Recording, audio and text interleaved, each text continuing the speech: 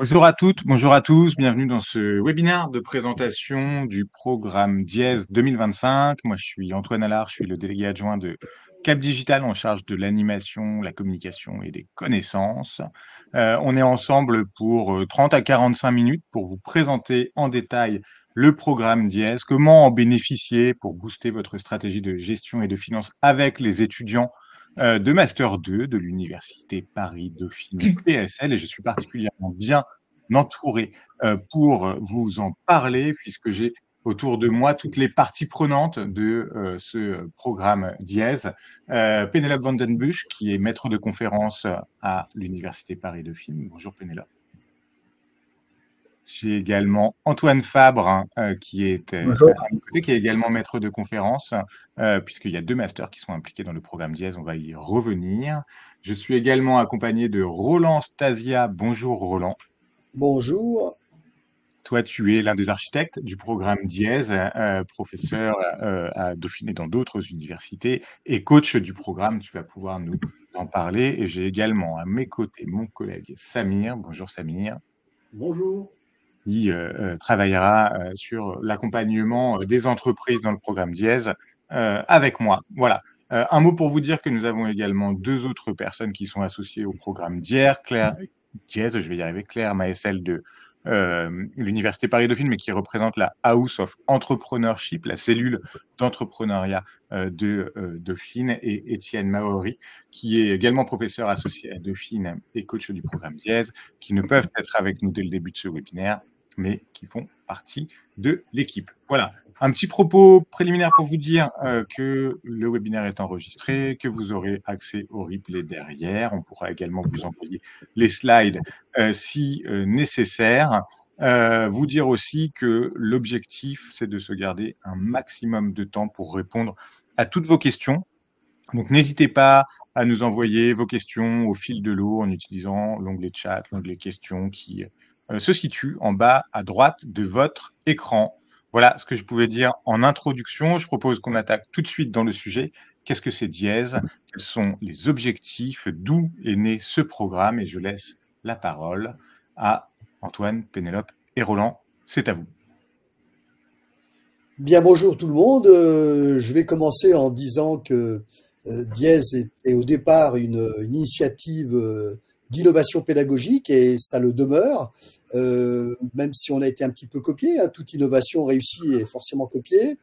Il y a un double objectif dans ce programme Dièse, c'est d'être gagnant-gagnant à la fois pour l'université et les étudiants et puis pour la partie start-up. Pour la partie université, je vais laisser Antoine expliciter un peu. L'idée, c'est qu'effectivement, les étudiants connaissent un peu ce milieu des startups qui leur est pas très connu. Voilà, exactement. Alors en fait, le profil des étudiants des 2 masters, ce sont des étudiants qui sont en alternance, soit en audit pour le master 124 ou bien en contrôle de gestion ou contrôle financier dans le master 267. Et donc, c'est des étudiants qui travaillent toute l'année en fait dans des grandes structures, que ce soit des grandes entreprises industrielles dans le secteur bancaire ou bien dans des cabinets d'audit, et qui finalement ont très peu d'expérience pour la plupart dans le monde des startups. Et donc, c'est l'occasion pour eux de découvrir un contexte organisationnel totalement différent. Et c'est également l'occasion pour eux de mettre en application tout ce qu'ils ont appris au cours de leur scolarité, ainsi que toutes les compétences qu'ils ont acquis en entreprise. Et Antoine, pardon, oui. quand tu dis qu'ils travaillent déjà au sein de grandes entreprises ou de cabinets, ça veut dire qu'ils sont tous en alternance, c'est ça le sujet? Voilà. Ouais. Très bien. Ils sont vraiment tous en alternance, puisque les 2 masters en fait ne proposent pas de formation initiale. Donc voilà, c'est des étudiants qui ont déjà un pied dans le monde du travail, et donc qui sont quand même assez bien équipés pour répondre à vos besoins. Alors côté intérêt pour les startups, on sait que la finance vue dans la sphère des startups, elle a beaucoup de sens en matière de financement du développement de la start-up. Hein, mais il faut savoir que c'est un sens quelque peu unique. Bien sûr, c'est très important l'argent pour pouvoir se développer, mais l'idée qu'il y a derrière Diez, c'est au contraire de faire en sorte que les entreprises start-up en l'occurrence, quand elles arrivent dans leur phase de fin d'amorçage, début de scaling, fassent bien attention aux indicateurs classiques de gestion financière et non pas sur l'aspect financement en termes d'apport d'argent, qui est une problématique tout à fait importante de monde des startups. Mais là, on est plutôt sur la surveillance des indicateurs clés de la gestion de l'entreprise, puisqu'on sait que beaucoup de startups finissent par décéder, certes, parce que l'idée de départ n'est pas très bonne, parce que le business model est dépourvu d'inducteurs durables, mais aussi une bonne partie des échecs est due à cette absence de pilotage économique de l'entreprise dans sa phase de fin d'amorçage, début de scaling, voire dans la phase de scaling. Et il y a 3 risques majeurs que courent les startups, comme la plupart des entreprises d'ailleurs, à ce stade. C'est d'une part la perte du contrôle du besoin en fonds de roulement, qui peut se traduire par effectivement une conséquence mortelle au niveau d'une trésorerie défaillante. S'il n'y a personne derrière, c'en est terminé. Deuxième risque, c'est l'oubli du fameux point break-even, qui est, vous savez, le moment à partir duquel une entreprise commence à gagner de l'argent. Et il est très important de pouvoir maîtriser notamment ses frais fixes pour mettre en évidence ce moment important. Et le troisième risque, c'est la méconnaissance des marges réelles par produit. Parce que lorsque l'entreprise commence à avoir plusieurs services ou plusieurs produits à proposer aux clients, eh bien, il faut qu'elle connaisse effectivement sur quel produit elle va gagner plus ou moins d'argent. Et cette méconnaissance, au travers donc des prix de revient qui sont pas très connus en matière de start-up, lorsque vous êtes multiproduit, eh bien voilà les 3 risques qu'on va essayer de couvrir avec les propositions de mission que nos étudiants vont faire pour vous. Très clair. Merci à tous les deux. Ce qu'on peut peut-être dire aussi, c'est que l'un des grands avantages de Diez, ce sont les structures qui, évidemment, portent le programme, mais également celles qui le soutiennent en son partenaire. Et je crois que ce qui a fait le succès et l'enrichissement de Diez à travers les différentes éditions, c'est bien ça. C'est l'alliance, en fin de compte, de l'excellence pédagogique et des étudiants de Paris-Dauphine sur ces enjeux de gestion et finance.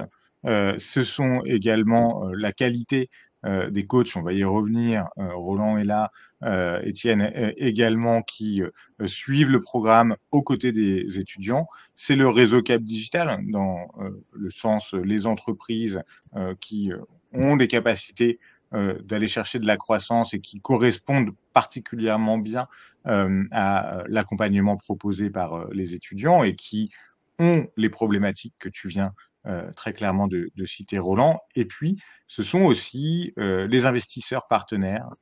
Et là, on a 4 investisseurs qui suivent le programme Diez cette année. 2 réseaux de Business Angel, le réseau Paris Business Angel et le réseau Business Angel des grandes écoles, et 2 investisseurs en capitaux, que sont Xange et Laïa. Pour 3 d'entre eux, Xange et Laïa et Paris Business Angel, ils connaissent très bien le programme puisqu'ils en sont partenaires depuis 3 éditions maintenant. Le réseau des Business Angel des grandes écoles nous a rejoint cette année, donc ce pôle de partenaires grandit en 2025. Et l'idée, voilà, c'est aussi de faire pour vous, start-up, avec le programme Diez, une opportunité de vous connecter à des investisseurs potentiels qui peuvent vous permettre de créer des premières relations avec eux, de vous inscrire dans leur radar. Et si vous êtes notamment sur des phases de levée de fonds, c'est un programme tout à fait intéressant pour resserrer vos liens avec les investisseurs.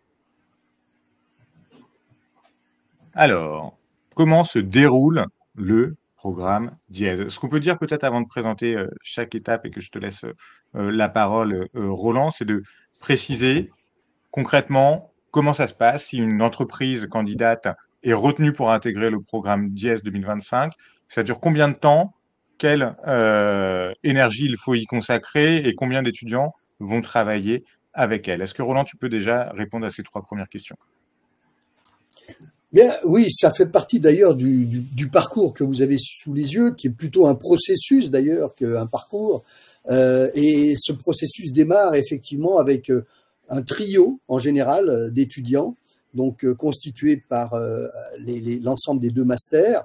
Et ils vont donc donner, puisqu'ils sont 3 par groupe et par start-up, et ayant 5 jours dans leur programme de travail, ça fait donc 15 jours hommes, ou 15 jours femmes, comme il faut dire maintenant, 15 jours hommes de travail. Donc la mission est tout à fait convenable, puisque ces 15 jours hommes de prestations sont légèrement dépassés d'ailleurs, puisqu'il y aura toujours un peu de temps supplémentaire pour prendre les contacts, pour finaliser certains travaux. Mais l'ordre de grandeur, c'est ça, c'est une quinzaine de jours hommes de prestations de conseil dans le domaine que j'évoquais tout à l'heure.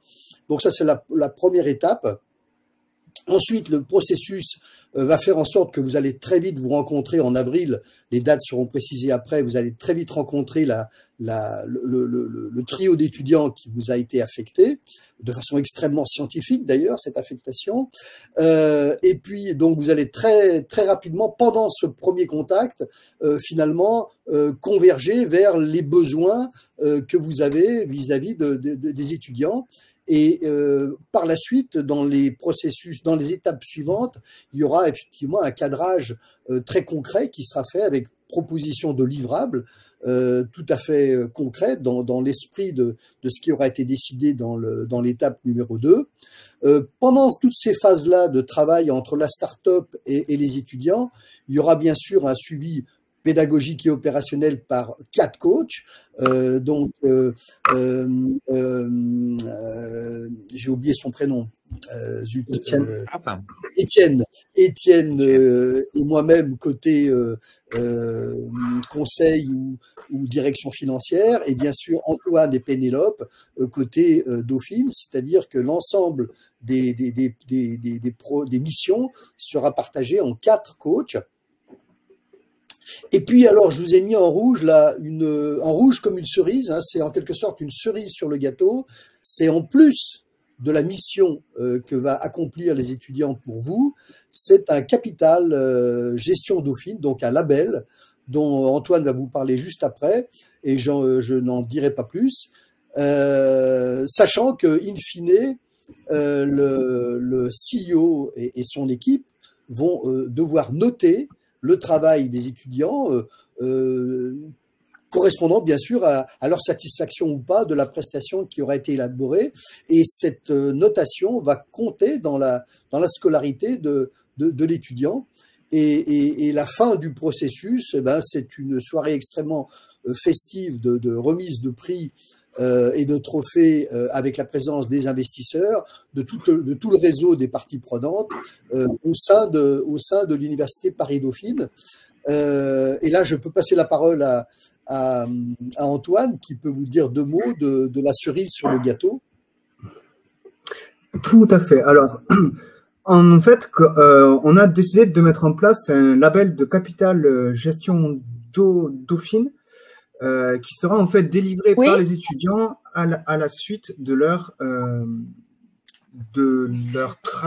travail et de la collaboration avec vous au sein de votre start-up.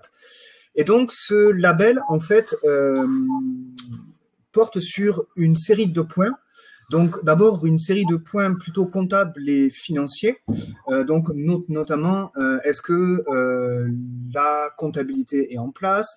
Est-ce qu'une méthode de calcul de coûts et de la profitabilité des produits est en place également? Y a-t-il des méthodes de calcul de la trésorerie et des modes de projection? Également concernant la fiabilité des calculs, est-ce que les hypothèses sont claires? Est-ce qu'elles sont cohérentes avec la réalité, etc. Enfin, un aspect un peu plus légal avec la dimension de respect des obligations légales en matière sociale. et également l'identification de certains risques opérationnels, informatiques, légaux, etc. Et cette année, nous avons décidé de rajouter un 7e critère qui portera sur la dimension de la responsabilité sociale et environnementale de votre organisation. Et donc, les étudiants, sur chacun de ces 7 critères, vont donner un score, donc compris entre 0 et 2. Et si vous obtenez le score de plus de 12 sur 14, eh bien, le label vous est délivré. Voilà, c'est un peu ce que je peux vous dire sur ce label, et on vous en reparlera bien entendu lors des réunions et des rencontres avec les étudiants. Peut-être préciser qu'il est assez exigeant, hein, effectivement, ce Bien label. sûr. Il faut quand même avoir une moyenne de plus de 12 sur 14 pour l'obtenir. Tout le monde Voilà. ne l'a pas, mais il vise vraiment à définir ou à établir le fait qu'on ait un très très haut niveau de bonne gestion comptable et financière, et même d'intégration de critères extra-financiers cette année avec les enjeux RSE. À quoi est-ce qu'il vous sert, ce label? Faut le dire aussi, hein, Emma, il est précisément le gage de cette bonne gestion comptable et financière. Donc, dans vos domaines de demande de prêt avec des banquiers, n'hésitez pas à le mettre si vous en bénéficiez. Dans vos discussions avec des investisseurs, c'est évidemment un sésame qui sera reconnu. Si vous répondez à des appels à projets de R&D, etc., tout ça, voilà, c'est un label, comme son nom l'indique, et il vise vraiment à offrir à vos interlocuteurs la garantie d'une très bonne gestion comptable et financière avec la notoriété de l'Université Paris-Dauphine qui est pleinement associée. Voilà ce qu'on peut dire. Je voulais revenir aussi sur ce que tu disais, Roland. Le programme Dièse, il fait partie du programme pédagogique des étudiants en master. C'est bien ça. En gros, leur note, ou en tout cas la bonne participation à Dièse, est nécessaire pour leur permettre de valider leur année. C'est un peu ça, Antoine et Pédagogue. Oui, tout à fait. Oui. En fait, le projet Dièse correspond à une UE à part entière. Donc, en fait, une ligne de plus dans leur relevé de notes.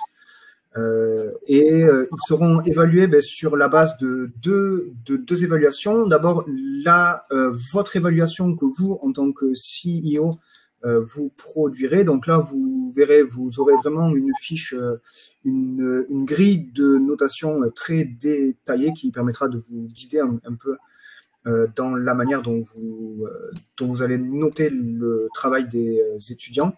Et également une note qui leur sera donnée à la suite de leur soutenance. Mais ça, je pense qu'on va en parler dans les slides suivantes. Effectivement, transition toute trouvée. Dièse a été pensé également pour se dérouler dans un temps assez court, hein. On connaît la temporalité des startups, tout va très vite. Donc, on a fait en sorte de glisser tout l'accompagnement dans un semestre, un peu moins même d'un semestre, mais en tout cas du début du mois de février jusqu'à la fin du mois de juin. Là, vous avez toutes les dates clés, les étapes importantes du programme. En ce moment, on est dans la phase d'appel à candidature et on ouvre les candidatures jusqu'au 17 mars prochain, donc il reste jusqu'à la fin de la semaine prochaine pour candidater au programme Dièse.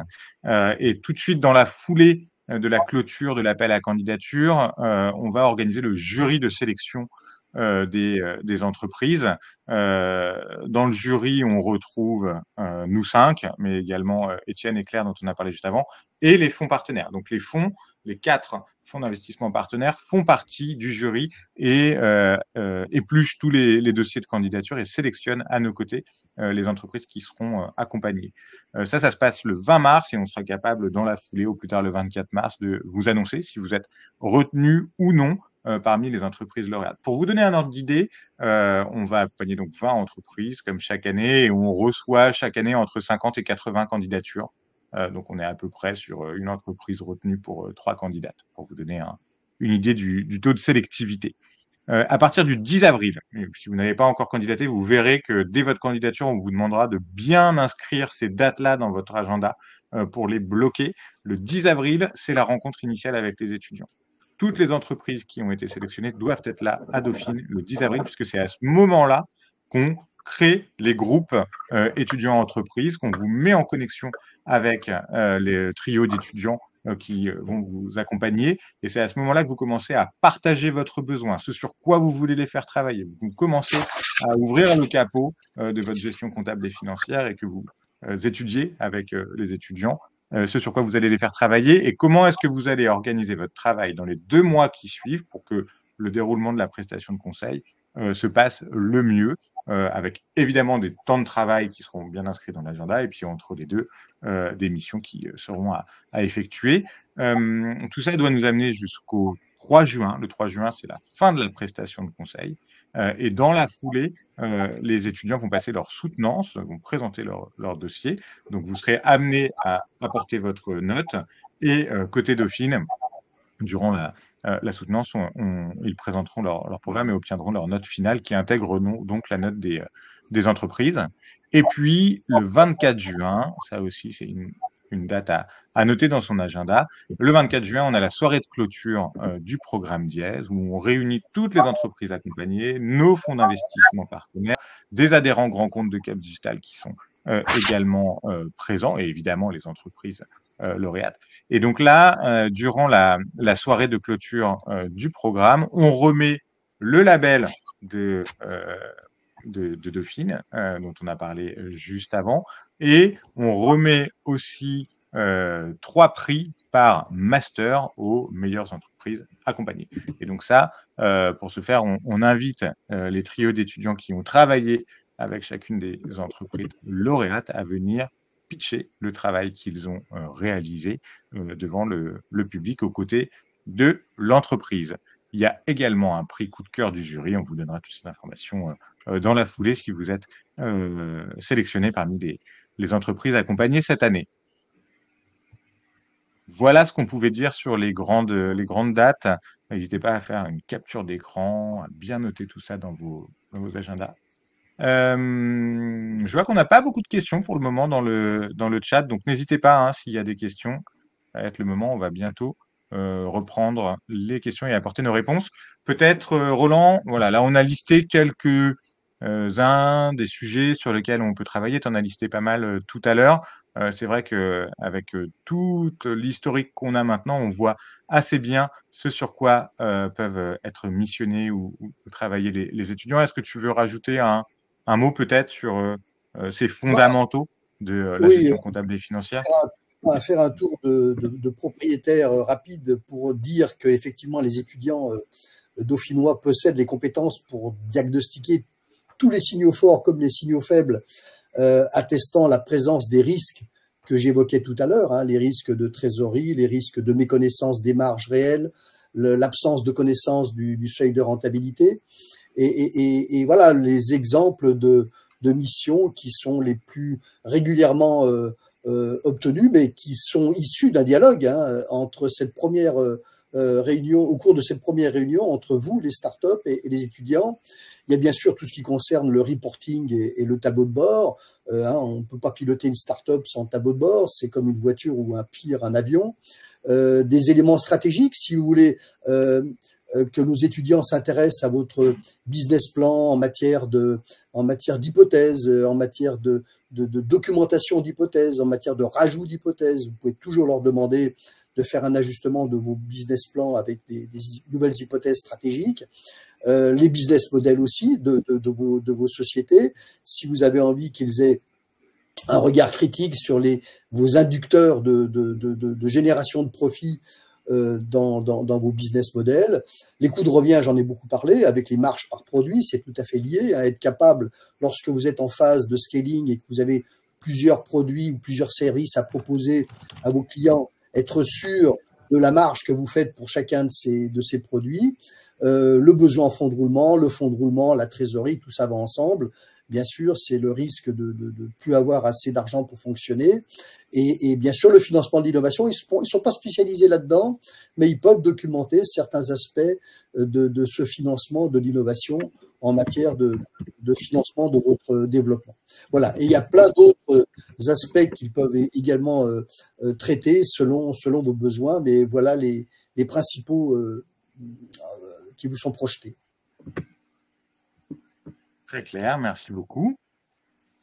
Hop, voilà, vous dire que oui, bah, c'est Diez, un programme éprouvé, hein. On en est à la 5e édition à laquelle participe Cap Digital, mais il y en avait au moins 3 avant, donc ça doit être la 8e édition du programme Diez. Depuis l'arrivée de Cap Digital, c'est plus de 65 entreprises qui ont été accompagnées. On vous en a mis quelques-unes à l'écran. Donc pareil, si vous avez besoin ou si vous en connaissez, n'hésitez pas à aller prendre les références ou à en discuter avec vos pairs. En tout cas, c'est une formule qui est éprouvée aujourd'hui. On a des bons retours d'expérience. Certains nous ont confié même que c'était voilà, des économies de plusieurs dizaines de milliers d'euros de prestations de cabinets de conseil qu'ils ont pu réaliser gracieusement grâce au soutien des étudiants. Ce qui est assez intéressant aussi, c'est que, et là je me tourne vers Antoine, on voit des étudiants qui, dans les premières éditions de Diez, continuaient à travailler plutôt du côté des grands groupes et des cabinets de conseil. C'est toujours le cas dans la grande majorité, mais on voit aussi que peut-être Diez a favorisé ou a aidé Mm. à faire naître des vocations ou à avoir des étudiants qui, en sortie d'école, rejoignent des startups et PME, voire montent Mm. leur propre startup. Oui, ben, c'était d'ailleurs le cas de l'an dernier, puisque deux étudiants, chacun venant d'un des deux masters, avaient à la suite du projet Diez comme volonté ben, de créer leur propre start-up. Voilà. Et puis, bah, pour candidater, si c'est pas déjà fait, parce que je vois que plusieurs ont déjà participé ou candidaté à Diez, ben, il vous suffit de remplir ce petit formulaire de candidature qui s'affiche à l'écran. Ça prend 10-15 minutes, on va dire, pour remplir correctement le formulaire de candidature. Un petit tip, c'est un bon conseil pour ceux qui sont restés jusqu'ici avec nous. Prenez bien le temps de détailler vos cas d'usage, ce sur quoi vous Mm. voulez faire Tout à travailler fait. des étudiants. C'est un des champs, ou en tout cas un des critères qui est le plus regardé par le jury, parce que plus vous êtes capable de définir le cadre, de cadrer le travail des étudiants, et plus on sait que la prestation va bien se dérouler, que la collaboration va bien fonctionner. Donc c'est un critère auquel on est particulièrement attentif. Voilà, ça c'est le tips pour ceux qui nous écoutent encore. Voilà ce que l'on pouvait vous dire. Est-ce que Samir, Antoine, Roland, vous voyez d'autres points à partager avant qu'on passe aux éventuelles questions, réponses de la part des participants? Non, pas forcément de mon côté. Non, bon, on est prêt à répondre s'il y a des questions, bien sûr. Le point qu'on n'a pas dit, on nous demande souvent, mais à partir de quand on est éligible à Diez, tout ça. Alors, il n'y a pas de critères complètement figés dans le marbre, mais ce qu'on dit quand même généralement, c'est qu'il faut avoir réalisé un chiffre d'affaires l'année précédente. Donc, Mm. au moins 100 000 euros de chiffre d'affaires en 2024, c'est quand même mieux pour donner de la matière aux étudiants et qu'ils aient des données fiables sur lesquelles travailler. Et en termes de taille d'entreprise, dans la grande majorité des cas, on sélectionne des entreprises qui ont au moins 3 équivalents temps plein dans leur équipe. Voilà. Encore une fois, ce ne sont pas des critères gravés dans le marbre. On a pu faire des exceptions sur des projets qui étaient particulièrement intéressants, mais le gros des candidats retenus ont au moins cette taille-là.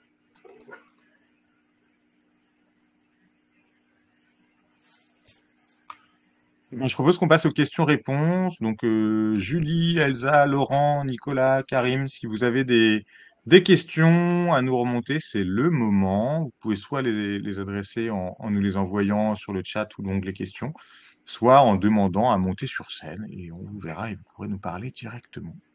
C'est à vous de voir.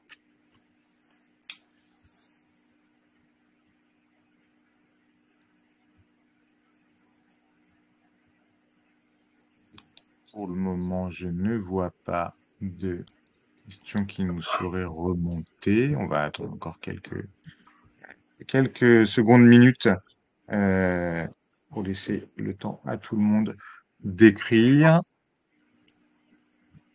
Pour ceux qui sont jamais allés à l'université Paris-Dauphine, c'est aussi une bonne occasion de découvrir de l'intérieur cette université dont on entend forcément beaucoup parler et de la voir vivre au quotidien avec son fonctionnement, avec ses étudiants. Moi, j'avoue que c'est aussi une des choses que j'affectionne particulièrement en suivant le programme d'année en année.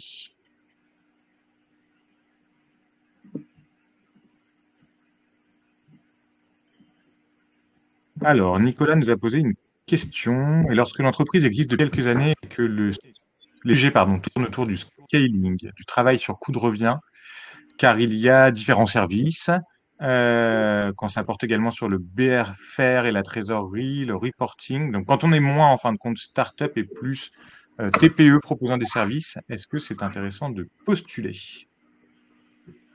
Ah ben, c'est une très bonne question qu'on pourrait d'ailleurs élargir. C'est quoi une start-up, hein? Donc, on va pas attaquer ce sujet-là maintenant. Mais quand je vois que Doctolib, avec ses 2500 CDI, continue à être appelé start-up, voilà, ça fait longtemps que Doctolib n'est plus une start-up. Je veux dire par là que, effectivement, cette problématique des indicateurs financiers, elle existe dans toute entreprise qui assure une bonne et une saine gestion de ses affaires.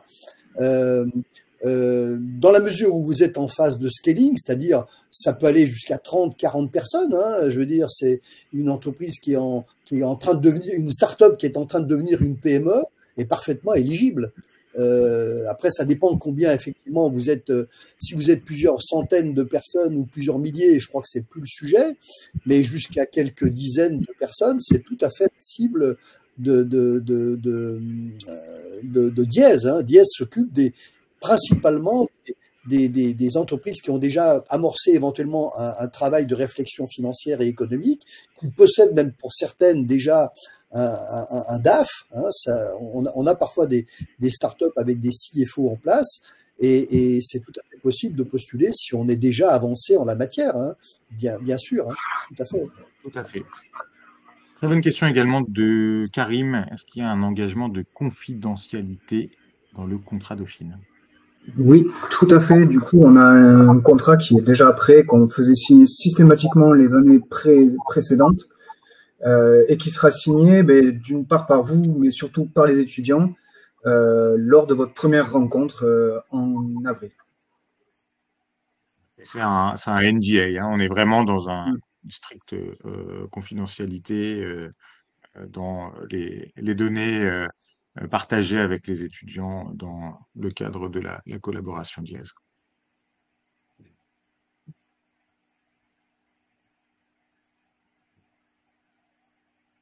Eh bien, je crois que nous avons répondu à toutes les questions. Karim est en train de taper et il nous remercie.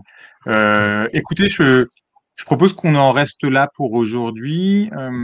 Samir et moi-même, restons de toute façon à votre écoute. Si vous avez la moindre question, vous allez recevoir d'ici demain un mail avec les slides et le replay.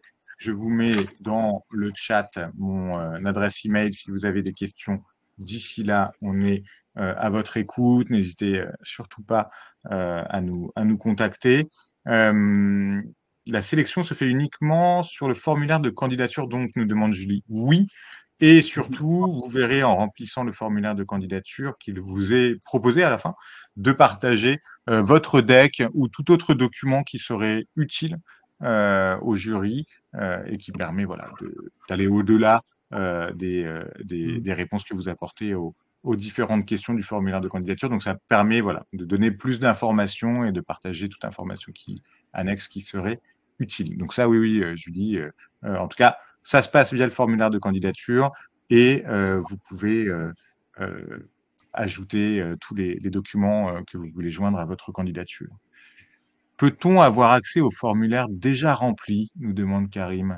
Je ne suis pas sûr de comprendre la question. Je vous remets le lien vers le formulaire, Karim, mais c'est quand même à vous de le remplir. On ne peut pas le remplir pour vous, en tout cas, si c'est bien ça la question, ou alors je l'ai mal compris. Ah, vous l'avez déjà rempli, Karim, et vous voulez retrouver vos... Ah oui, pour éventuellement le modifier ou des choses comme ça. Ouais, bah, pas de souci, ouais. On va vous renvoyer toutes votre dossier avec tous les champs que vous avez renvoyés. Et s'il y a des choses que vous voulez modifier, il n'y a pas de souci. Vous nous refaites un mail en disant voilà ce que je veux compléter et on se chargera de faire toutes les modifications. Pas de problème.